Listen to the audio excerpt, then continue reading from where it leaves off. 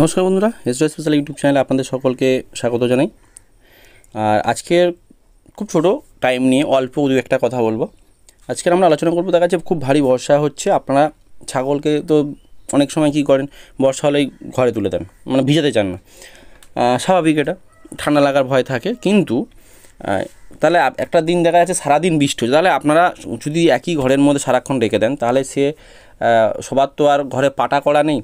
যাদের ক্ষেত্রে বা ঘরে পাটা করা নেই, মানে ছাগল রাখার জন্য, তারা তাহলে সেই ঘরের মধ্যে যদি দিনের বেলা রেখে দেন, আবার রাতের বেলা রাখবেন, অর্থাৎ পেশাব পায়খানা করবে, গন্ধ হবে, মাটিটা ভিজবে, ছাগল বসতে অসুবিধা হবে।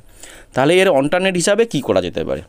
দেখা যাচ্ছে আপনি পাটা দিতে পারছেন না বা খরচা করার সমস্যা হচ্ছে খরচা করতে, সেক্ষেত্রে আপনি একটা কাজ করতে পারেন, যেটা হচ্ছে দিনের বেলা আপনি বাইরে একটা কোথাও তিরপল টাঙিয়ে টোঙা মতো করে, যেটা আমি করি প্রতি বছর করে, দিনের বেলাটা রাখতে পারেন। দেখা যাচ্ছে খুব ভারী বর্ষা হচ্ছে, আপনি মাঠে বা ঘাটে বা আলে দিতে পারছেন না, আপনার কিটে খাওয়াতে হবে।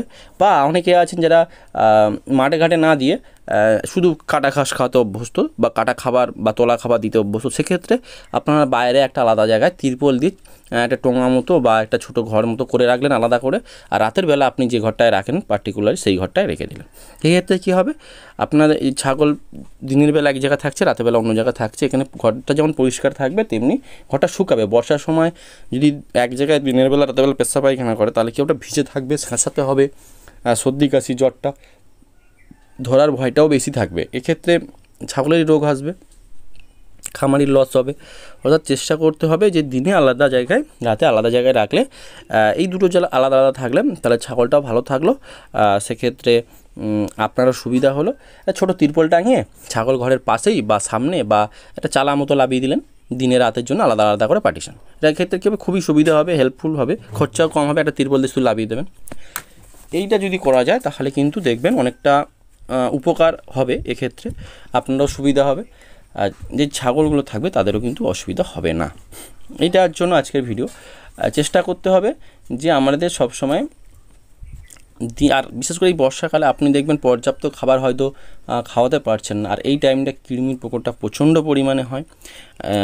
কেন ঘাস, জল ঘাস, নোংরা ঘাস খায়, এই থেকে প্রচণ্ড একটা কৃমির প্রকোপ দেখা দেয়। এই টাইমটা কিন্তু কৃমির ওষুধটা মাস্ট আপনাকে 2 মাস অন্তরে কিন্তু খাওয়াতে হবে।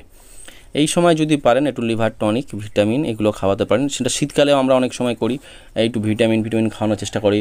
বা অনেক সময় রক্তল্পতার ভোগে অনেক ছাগল, তাদেরকে একটু যাদের শরীরে রক্ত হয় সেই ওষুধগুলো খাওয়াতে বলি।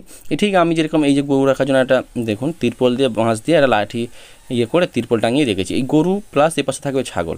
তাই এইভাবে আপনারাও করতে পারেন, আলাদা একটা টোঙা মতো করে রাখলে এক্ষেত্রে কী হবে, সুবিধা হবে। এটা টোঙা মতো করা থাকলো তিরপল দিয়ে, সেখানটা দিনের বেলা রাখলেন, রাতের বেলা আলাদা জায়গায় রাখলেন। এক্ষেত্রে এইটাই একটা সুবিধা, কারণ এই বর্ষার সময় যদি দেখেন যে সব সময় জল পড়ছে, ঠান্ডা লাগার ভয়টা থাকবে। এক্ষেত্রে